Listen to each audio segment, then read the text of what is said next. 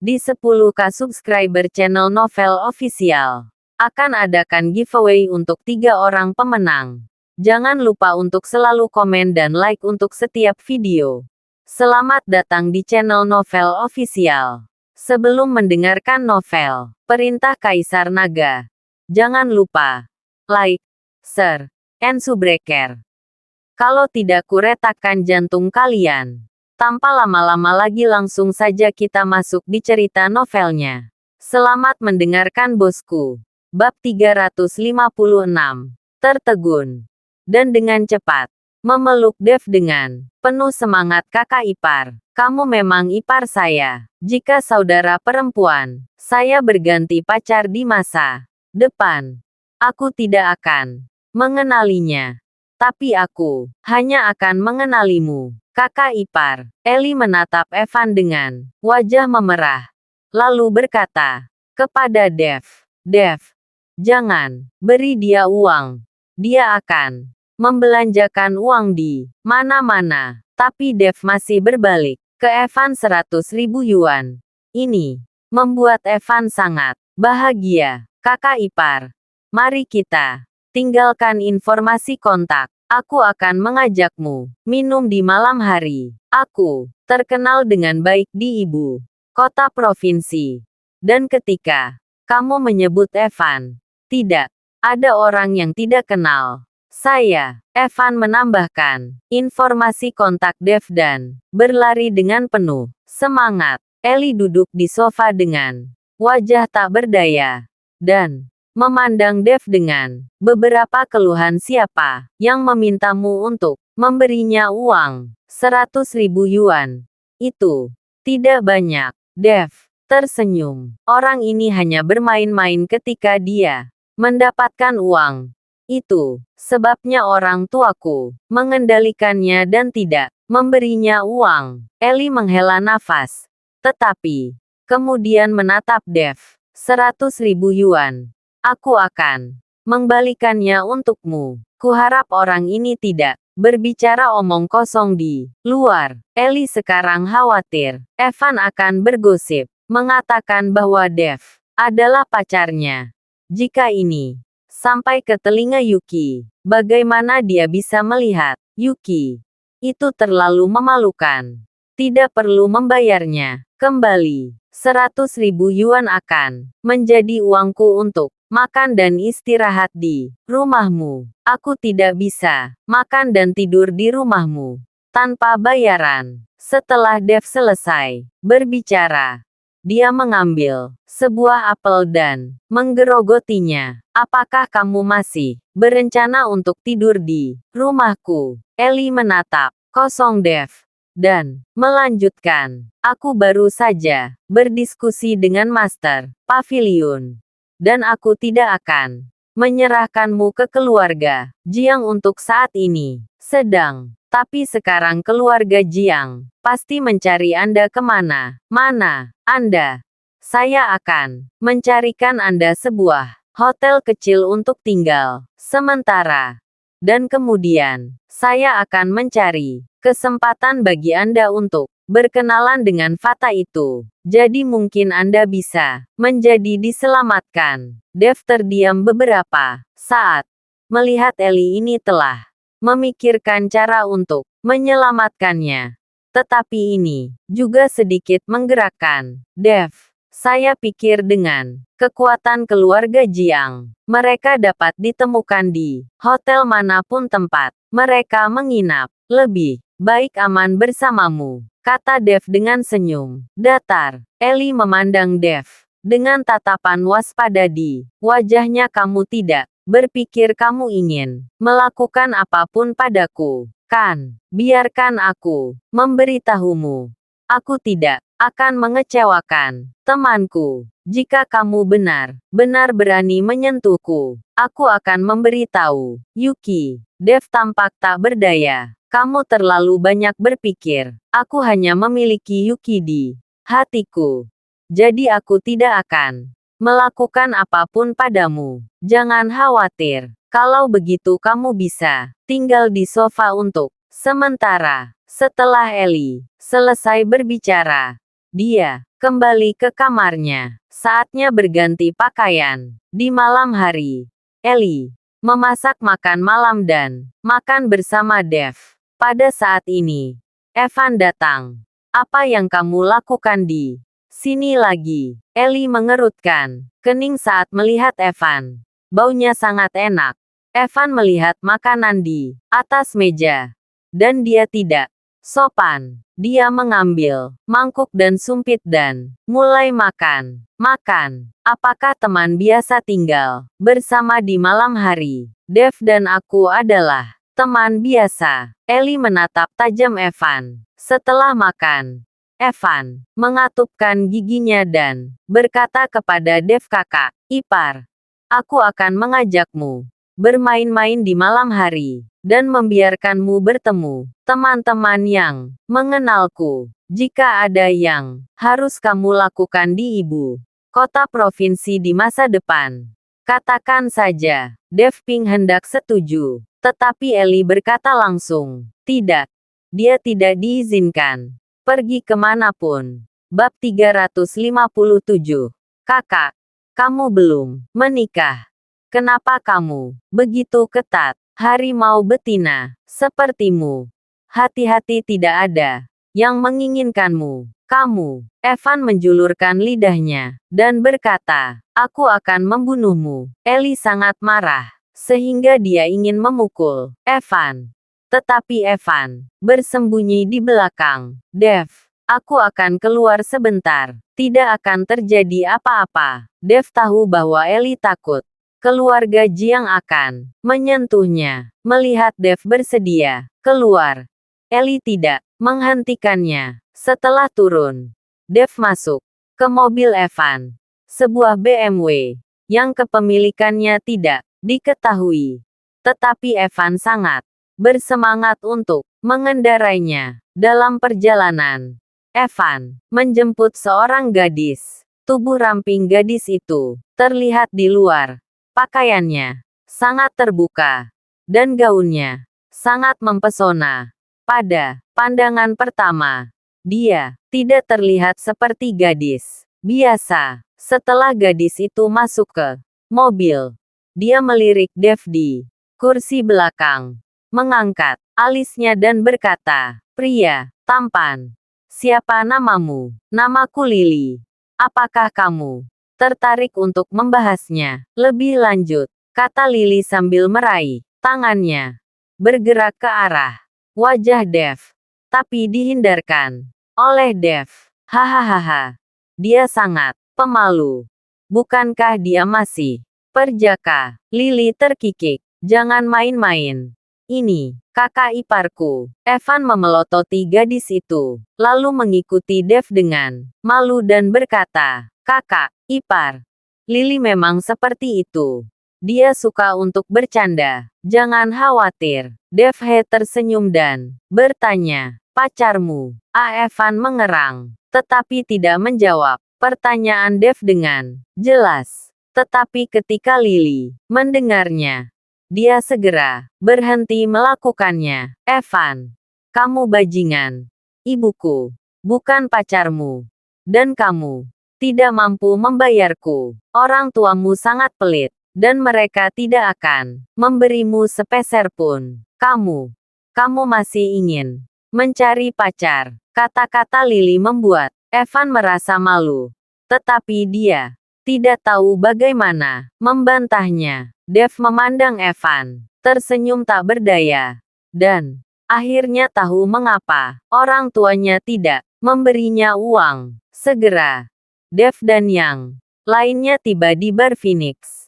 Ada banyak mobil mewah yang diparkir di depan bar, dan beberapa BMW Evan ini hanya bisa ditempatkan jauh di sudut. Kakak ipar, ini adalah bar terbaik di ibu kota provinsi. Aku akan mengantarmu dengan gaya. Setelah meletakkan mobilnya, Evan berkata kepada Dev dengan penuh semangat, jangan panggil aku kakak ipar. Aku bukan kakak iparmu.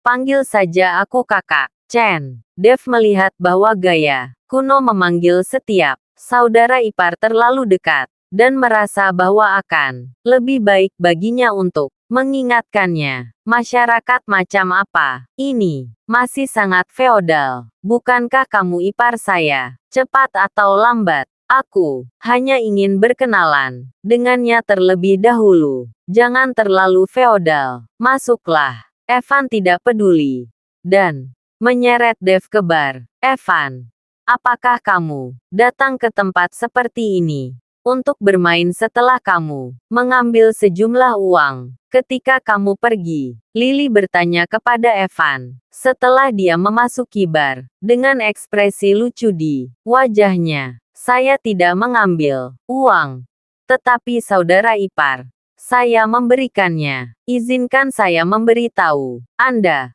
ponsel saudara ipar. Saya memiliki saldo lebih dari 10 juta yuan. Saya melihatnya sendiri. Evan mengikuti Lily dengan suara rendah. Dan Lily menatap mata Dev yang tiba-tiba berubah. Meskipun suara Evan sangat rendah, Dev masih mendengarnya dengan jelas. Melihat pria ini pamer di mana-mana, Dev sedikit terdiam. Jika dia tahu, dia tidak akan membiarkannya melihatnya. Setelah menemukan tempat duduk, Evan langsung memesan 2 botol Remy Martin. Anda, bab 358. Harus tahu bahwa sebotol anggur ini harganya ratusan ribu. Tetapi sekarang Dev ada di sini. Evan tidak takut sama sekali bahwa Lily duduk tepat di sebelah Dev. Terus menggesekkan tubuhnya ke tubuh Dev dan berkata dengan genit, "Tuan Chen, sepertinya Anda baru pertama kali di sini. Tapi, bukankah saya gugup saya denganmu? Jika kamu tidak mengerti apa-apa, kamu bisa bertanya padaku." Tangan Lily terus menyentuh tubuh Dev, yang membuat Dev mengerutkan kening dan menggerakkan tubuhnya ke samping. "Lily, aku sudah mengatakan semuanya. Itu kakak iparku. Selain itu, aku membayarmu untuk memanggilmu keluar untuk menemaniku. Cepat ke sini." Melihat Lily seperti itu, Evan langsung berkata dengan marah, "Cih, 5.000 yuan per jam. Aku benar-benar berpikir aku peduli. Paling buruk aku tidak akan menagihmu. Dan aku bisa menemani siapa pun yang aku suka." Lily menatap kosong pada Evan dan tidak pergi untuk menemani dia. Dalam pandangan Lily, orang-orang seperti Dev adalah orang kaya baru dari pedesaan. Mereka tiba-tiba punya uang, tetapi mereka tidak tahu bagaimana membelanjakannya. Mereka bingung ketika melihat adegan besar. Orang seperti ini adalah cara terbaik untuk gantung diri. Selama dia mengambil umpan, dia pasti bisa memeras semuanya tanpa meninggalkan uang. Jadi Lily ini lebih suka mendorong Evan dan duduk bersama Dev. Kali ini, Evan sangat marah. Sehingga ketika anggur datang, dia meminumnya sendiri. "Bukankah ini tuan muda Gu? Mengapa Anda punya uang untuk datang ke tempat seperti ini? Apakah Anda masih minum Remy Martin?" Setelah itu, dia berkata dengan sedikit terkejut. Evan melirik pemuda itu dan berkata dengan sedikit ketidaksenangan, "Weston, ini bukan urusanmu di sini. Jangan ganggu aku." Evan sudah dalam suasana hati yang buruk. Tetapi ketika pemuda itu mengatakannya, dia bahkan lebih tidak bahagia. Tapi siapa sangka Weston ni terkejut sesaat, lalu tertawa terbahak-bahak dan berkata, "Tuan Gu benar-benar berbakat. Berani berbicara denganku seperti ini." Seperti yang dikatakan Weston, dia melihat Lily di sisi yang berlawanan. Jadi dia melanjutkan, "Tidak heran Tuan muda Gu menjadi lebih cakap hari ini. Ternyata dia meminta Dewi di dalam hatinya. Itu benar-benar tidak mudah. Lakukan kamu ingin menunjukkan dirimu di depan wajahmu. Setelah selesai berbicara, Weston menarik Lily, meletakkan satu tangan di pinggang Lily dan berkata, "Nona Lily, bagaimana kalau bermain denganku, Tuan Ni? Aku punya tamu sekarang. Jadi saya tidak bisa pergi. Saya akan minum-minum dengan Tuan Muda Ni suatu hari nanti," kata Lily dengan senyum. Minta maaf. Tidak mudah baginya untuk bertemu seseorang seperti Dev.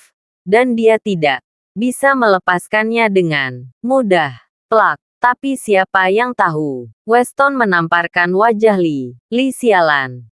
Wanita jalang. Berani menolak tawaranku. Saat ini, Dev bertindak seolah-olah dia tidak melihatnya.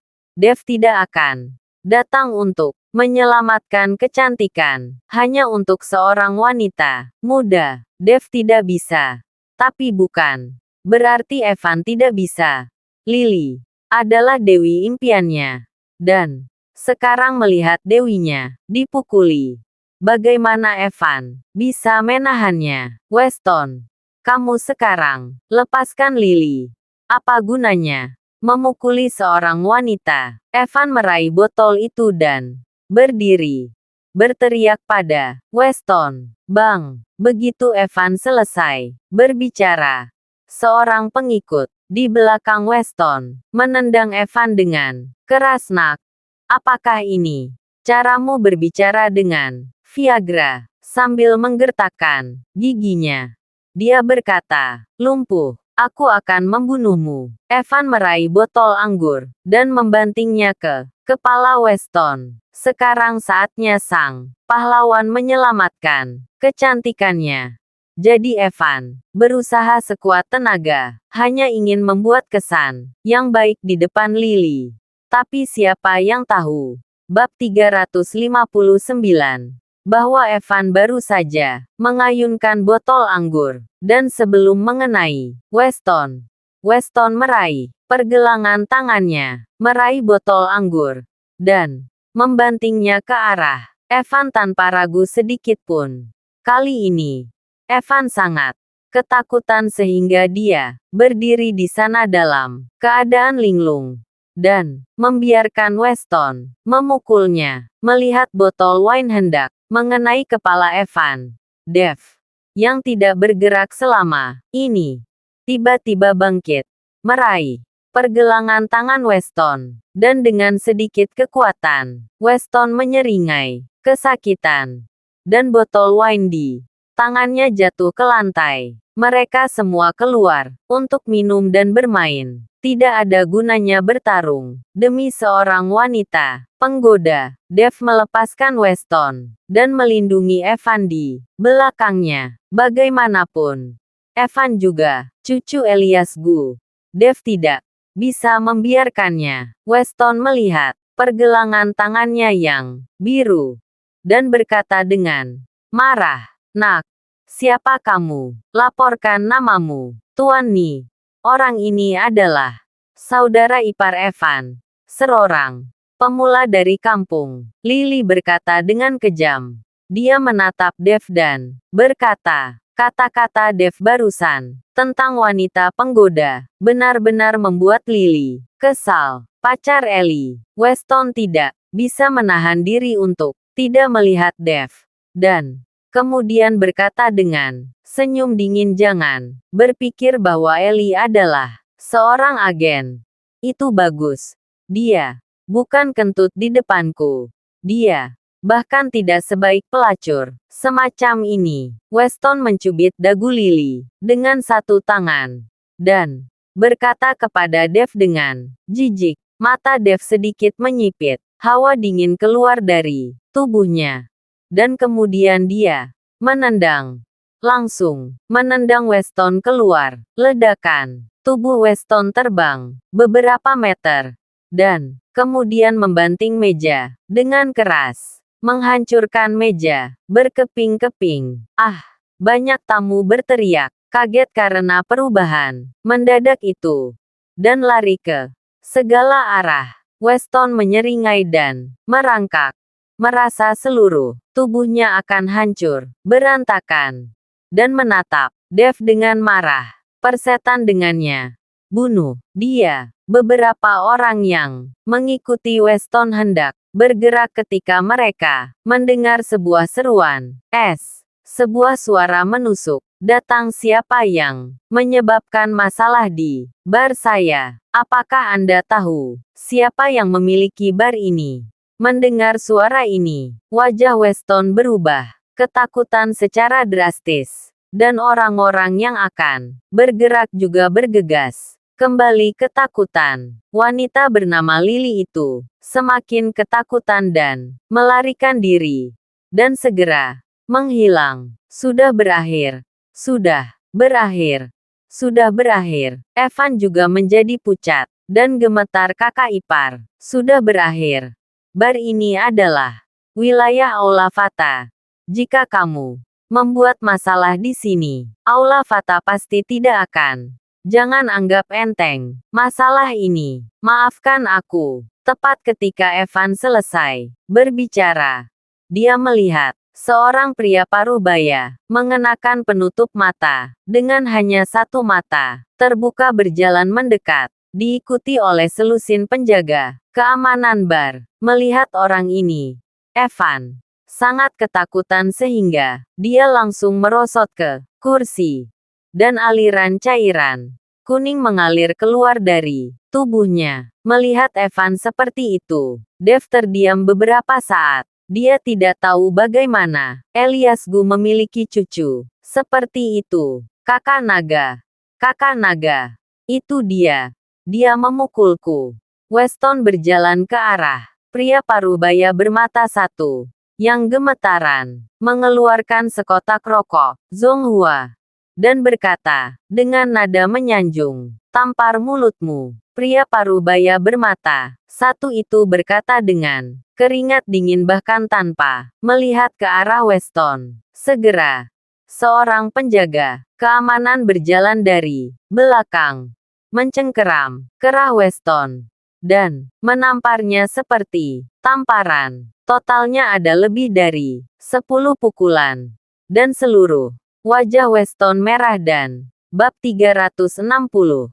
Bengkak. Kamu baru saja melakukannya. Setelah memukuli Weston, saya, pria parubaya, bermata satu memandang Dev dan bertanya, tidak buruk.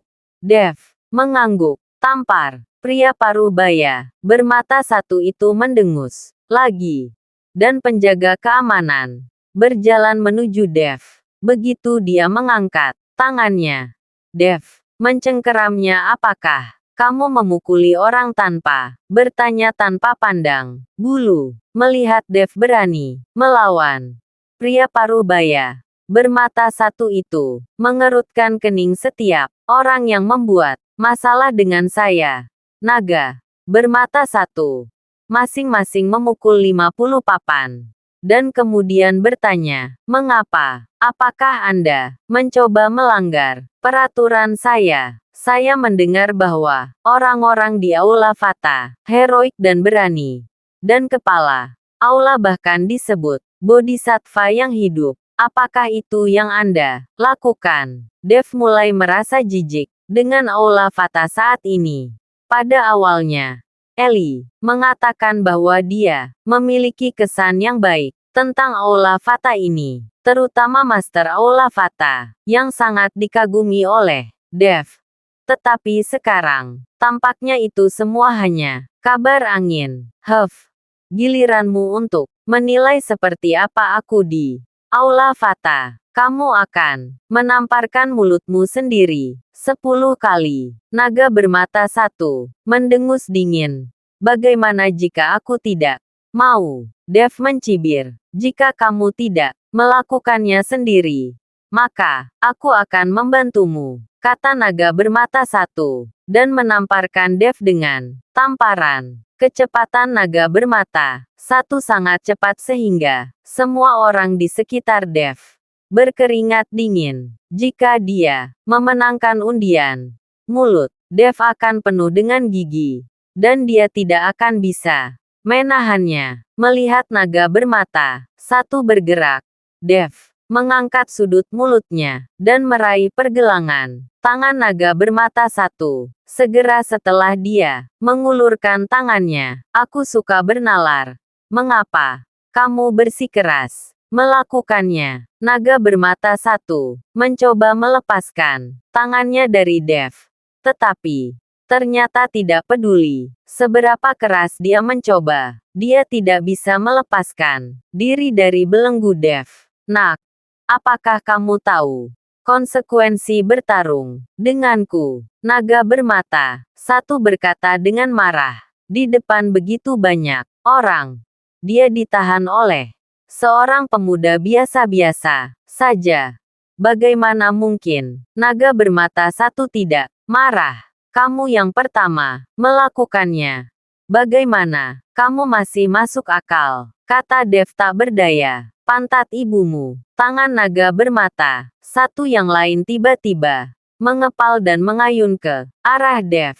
Dev mengerutkan kening, dan aura pembunuh keluar dari tubuhnya. Dia bertahan lagi dan lagi, tapi dia tidak menyangka naga bermata satu ini membuat 1 inci pun. Saat naga bermata satu itu meninju, Dev menendangnya. Boom! Dev menendang naga bermata satu itu. Kali ini, terbang lebih dari 10 meter sebelum jatuh dengan keras. Melihat Dev benar-benar berani mengikuti naga bermata satu itu, Evan memutar matanya ketakutan dan hampir mati. Nak, jika kamu berani memukul kakak naga, kamu akan mati sekarang, kata Weston dengan bersemangat saat melihat Dev memukul naga bermata satu. Dev melirik Weston. Matanya sangat dingin, sehingga Weston sangat ketakutan sehingga dia tidak berani berbicara lagi. Saat ini, naga bermata satu dibantu oleh seseorang. Darah masih menetes dari sudut mulutnya. Bersihkan tempat. Tutup pintunya. Naga bermata satu menatap Dev, lalu memerintahkan dengan keras. Segera, seluruh bar dikosongkan. Dan bahkan, Evan pun dibuang. Di bar besar, hanya Dev yang tersisa. Dan ada puluhan penjaga keamanan bar. Setelah Evan diusir, dia bangun dengan kaki gemetar dan lari tanpa menoleh. Saat ini, dia tidak akan mengenali saudara ipar manapun. Akan lebih baik jika dia tidak marah. Naga bermata satu menyeka darah dari sudut mulutnya dan berjalan ke arah Dev dengan ekspresi ganas. Nak, kamu adalah orang pertama yang bertarung denganku. Jika aku tidak membunuhmu hari ini, apa yang akan menjadi dengan reputasiku di aula Fata? Dev dengan tenang dia duduk di kursi, mengambil segelas anggur dan meminumnya dalam sekali teguk. Ekspresinya tidak berubah sama sekali. Jika bukan karena reputasi aula Fata dan ketua aulamu adalah pahlawan di antara perempuan, apakah menurutmu kamu masih memiliki kesempatan untuk berdiri di depanku dan berbicara? Dev berkata dengan tatapan penghinaan. Anak baik, kamu masih merajalela di saat kematian. Naga bermata satu penuh amarah bunuh dia sampai mati. Naga bermata satu memberi perintah, dan puluhan penjaga keamanan bergegas menuju Dev dengan tongkat. Ketenangan. Dev mendengus dingin, dan sosoknya tiba-tiba menghilang di tempatnya. Segera setelah itu, naga bermata satu melihat bayangan hitam melintas di antara kerumunan, diikuti oleh suara ratapan. Setelah beberapa menit, tidak satu pun dari lusinan penjaga keamanan yang berdiri diam, dan semuanya jatuh ke tanah dan melolong kesakitan. Namun, penjaga, keamanan ini tidak mengancam jiwa. Dan, bawahan Dev berbelas kasih. Bajingan, naga bermata satu itu, membuka mulutnya cukup lebar untuk memasukkan sebutir telur. Dan satu-satunya mata yang tersisa, dipenuhi ketakutan. Dev berjalan menuju naga bermata satu perlahan. Tapi, naga bermata satu itu terus mundur ketakutan, mundur sampai ke dinding. Naga bermata satu tidak punya cara untuk mundur, dan berkata kepada Dev, dengan ngeri, kamu, apa yang ingin kamu lakukan? Aku adalah anggota Aula Fata. Jika kamu membunuh aku, ketua Aula kami pasti tidak akan membiarkanmu pergi. Jangan gugup. Apakah aku mengatakan aku akan membunuhmu? Dev melihat tatapan gugup naga bermata satu, dan tidak bisa menahan senyum. Aku hanya perlu Anda memanggil Tuan Aula Anda. Bukankah kamu hanya berpikir apakah kamu ingin aku mati? Tuan Aulamu ada di sini. Bukankah itu hanya mengikuti keinginanmu? Dev sedikit terkejut. Bagaimana mungkin naga bermata satu ini mengingatkan dirinya sendiri? Ekspresi naga bermata satu langsung menjadi sangat memalukan. Dan dia menghindari matanya dan berkata, aku, ketua Aula, kita ada di sini. Aku khawatir aku tidak akan bisa menyelamatkanku. Apa yang bermata satu, kata naga langsung, membuat Dev mengerti bahwa perasaannya adalah bahwa orang ini takut Tuan Aula mereka datang. Ya, ganggu dia. Lagi pula, menjadi begitu sombong dan mendominasi, memukuli orang tanpa bertanya, tanpa pandang bulu. Tidak seperti yang dilakukan Aula Fata dalam legenda. Panggil Master Aulamu, atau mati. Kamu pilih sendiri. Dev tidak ingin berbicara omong kosong dengan naga bermata satu itu. Jadi dia mengancam, aku menelepon. Aku menelepon sekarang, menghadapi ancaman pembunuhan. Naga bermata satu tidak ragu-ragu. Naga bermata satu mengeluarkan ponselnya. Jadi dia hanya bisa menelepon Fata. Ketua Aula, terima kasih sudah mendengarkan cerita novel Perintah Kaisar Naga. Sampai jumpa di cerita selanjutnya.